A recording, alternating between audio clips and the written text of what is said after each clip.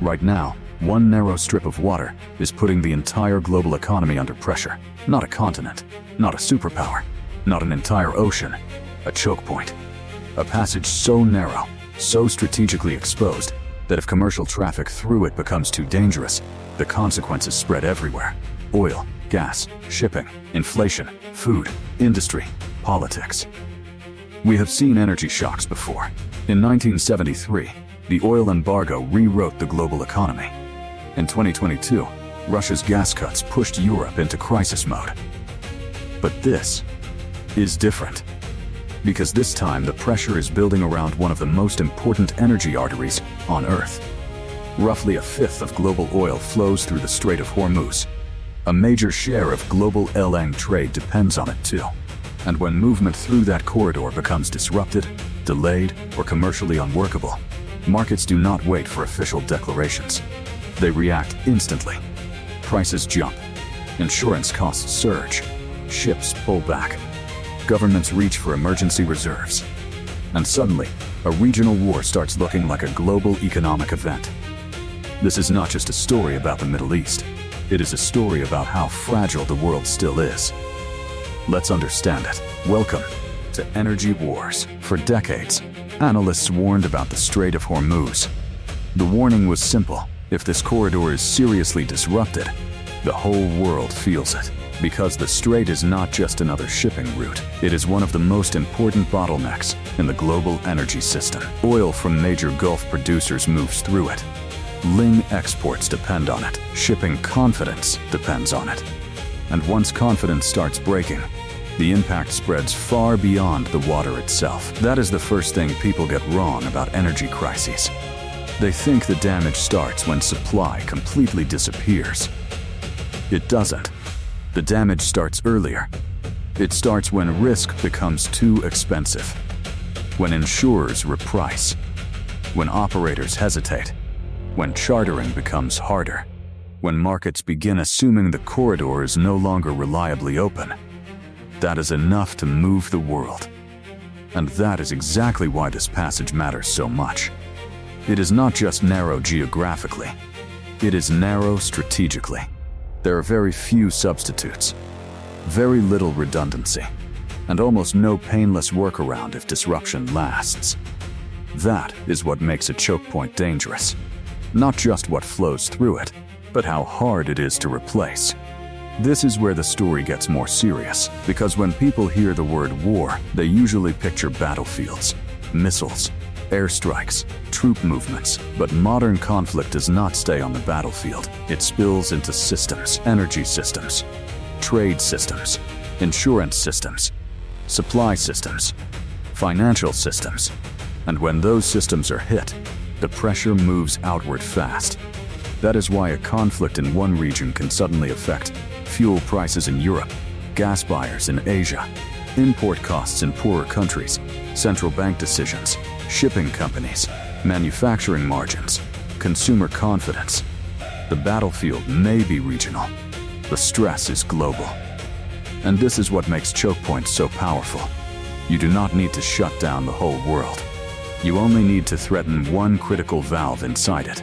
Because once that happens, everyone starts running the same calculation at the same time. How exposed are we? How long can this last? What do we do if it gets worse? That is when a military crisis becomes an economic shock. A lot of people still misunderstand market reactions. They think markets respond only to physical shortages. That is too simplistic. Markets price fear. They price delay. They price uncertainty. They price insurance stress. They price rerouting. They price risk premiums. And most of all, they price the possibility that something once treated as stable is no longer stable. That is what is happening here. Emergency reserves can help soften a shock. They can buy time. They can calm part of the panic. But they do not solve the core vulnerability, because the deeper issue is not just supply.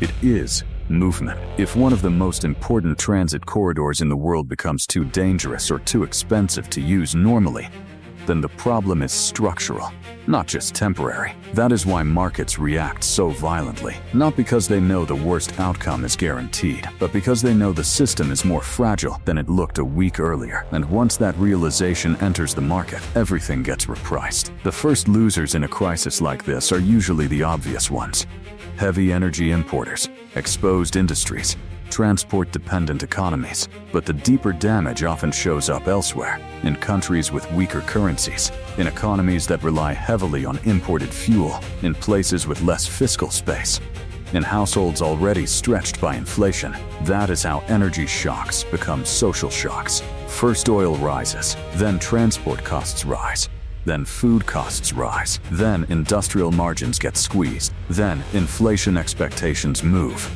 then rates stay higher for longer, then weaker economies come under pressure. This is why energy is never just energy.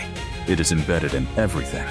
And when a crisis hits a choke point this important, the countries least able to absorb the shock are often the ones that suffer most. Not necessarily the ones firing the missiles, the ones buying the fuel, the ones importing the fertilizer, the ones without buffers, the ones with no room for policy mistakes. That is where global instability starts multiplying. Crises do something brutally honest. They expose what was real and what was lazy. For years, some countries diversified supply, built reserves, expanded infrastructure, pushed domestic production, accelerated electrification, invested in resilience. Others delayed. Because delay is politically easy when systems still appear to work. But energy security always looks expensive, right up until insecurity becomes catastrophic. That is the lesson here. The winners are not just the countries selling more energy today. The long-term winners are the systems that reduced dependence before the crisis forced them to. That means countries with better diversification, more storage, stronger grids, more domestic capacity, more flexible industrial strategy, and less exposure to vulnerable routes. This is not just about who makes money this quarter. It is about who built resilience before resilience became urgent. That is the real divide. Every major energy shock changes the future, not because people suddenly become idealistic, because they become afraid. Fear reorganizes systems faster than theory ever does. The 1970s changed how states thought about oil security. The 2022 gas shock changed how Europe thought about dependency. This crisis could accelerate the next shift, away from concentrated vulnerability toward systems designed for resilience. That means more attention on electricity, storage, grids, domestic generation, nuclear, renewables, industrial autonomy, redundancy in supply chains. The argument changes when the risk is no longer abstract. This is no longer just a climate discussion, or just an industrial discussion. It becomes a sovereignty discussion, a security discussion, a survival discussion. That is when transitions stop being optional. So no, this is not just a war story. It is a stress test for the global economy, a stress test for shipping, for energy systems, for governments, for investors, for countries that built comfort instead of resilience. Because the real message of this crisis is not only that one strait matters, it is that the world is still dangerously dependent on too few vulnerable corridors. And once you see that clearly, the question changes.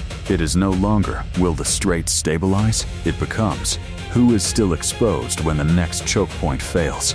That is the part most people miss. And that is the real darkness behind this story. Subscribe, please.